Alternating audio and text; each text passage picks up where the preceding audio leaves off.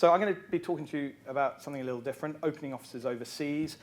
My experience has predominantly been in Asia. I've opened offices in China, several offices in China, Cambodia, Vietnam, Taiwan. We're talking about protecting your business, and I think when you open an office overseas, you can very easily put your business at risk very quickly. Just a show of hands in the room for anyone who has opened an office overseas before. Okay, so we all will have lots of stories. I'm going to draw from my own personal experiences, but also from those from many other Supper Club members that I've heard at dinners and forums over the years who I know will be happy to share their thoughts. So I think that one of the big learnings for me has been don't underestimate the culture that you're investing in.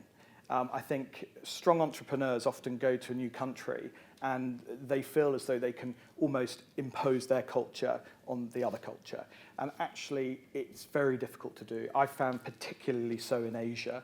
I understand from friends that in South America, it's a very similar situation. You really need to be aware of the culture. You need to invest time and effort into understanding what buttons push the locals, what do they look for out of employment. It can often be very different from what you find in the UK or within the sort of broader EU. So culture is, for me, almost the biggest sign. Really understand what you're investing into. Investing in local talent. I think it sounds obvious, but actually a lot of people put expats in to run their foreign offices.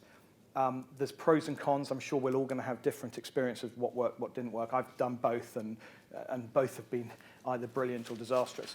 But I think if you're a fairly small business and you're looking to open a new territory, as always in business, the relationship with your staff is absolutely key. And finding someone who's a seasoned local, who really knows their way around the local community, the legislation, has a great black book of contacts, whether it be lawyers, accountants, is really a fantastic starting point.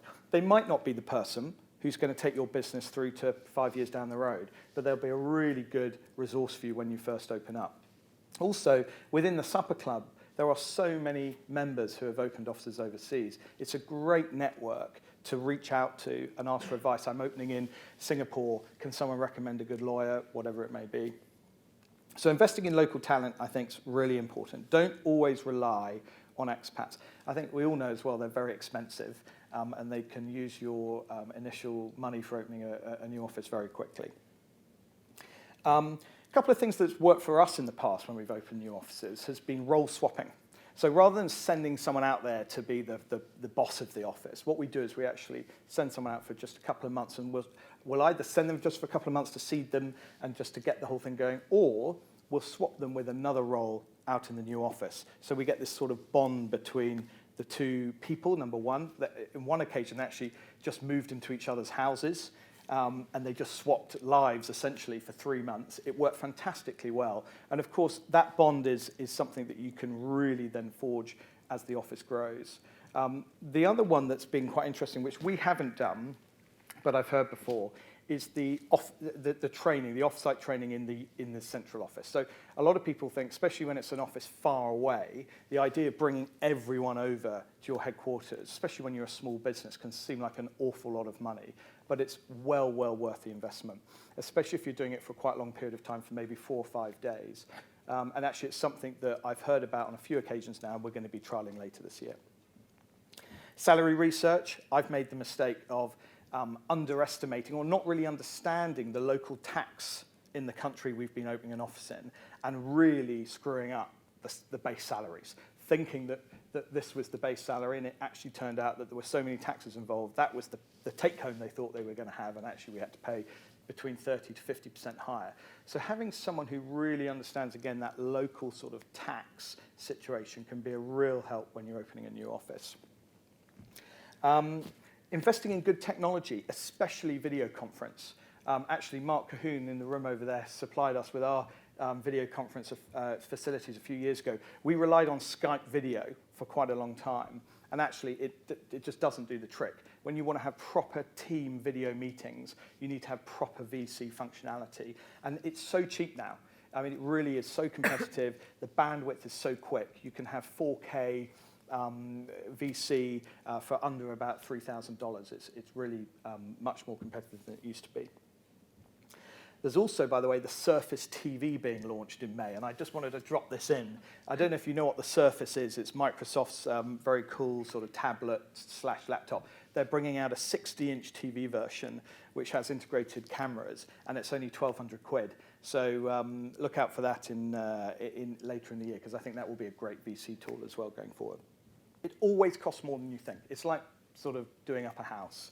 I looked back at some of the numbers yesterday. On the last 3 offices we opened, we were on average 35% over budget on every office we have opened. And that's when I've done quite a few of them. So always budget more than you think.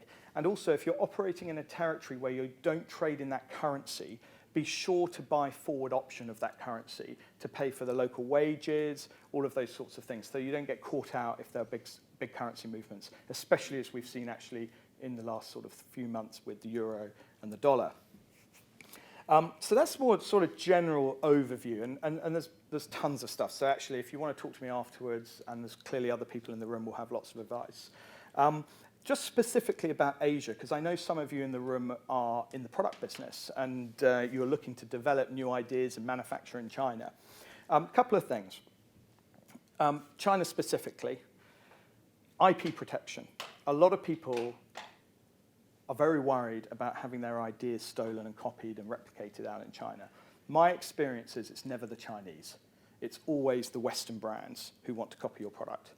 The Chinese, quite frankly, don't give a monkeys. They're just interested in making the stuff. I mean, there are, of course, exceptions to the rule. But in most of the cases I've come across in the last 20 years, it's been a Western retailer, brand, distribution company who have seen the product when it's first launched on the marketplace, have bought one, have sent it to their suppliers out in China, and have copied it.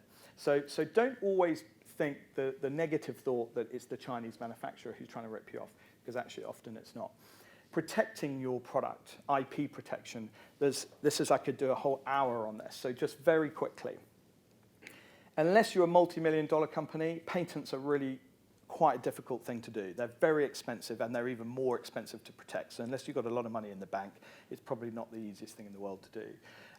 Patent pending is a lot easier. You can spend a very little amount of money to start the process, and you're kind of covered for about 12 to 24 months, and you can still put patent pending on your product, and it sort of scares people away a little bit, and it doesn't cost you a huge amount of money, so that is something you can do. But doing a full patent is a very pricey thing. Plus, you're exposing your secrets to the world.